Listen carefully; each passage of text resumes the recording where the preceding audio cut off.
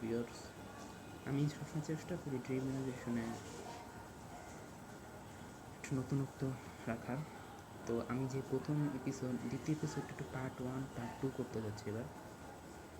তো তৃতীয় এপিসোডে পার্ট 2 তেমন কিছু হবে না, যেটা বললাম আমি একটা শুয়ে আছি, ওখানে অনেকগুলো মানুষ আছে এবং তাদের ধরতে গেলাম তার হারাই গেল, তাহলে দীপিকা খরচ।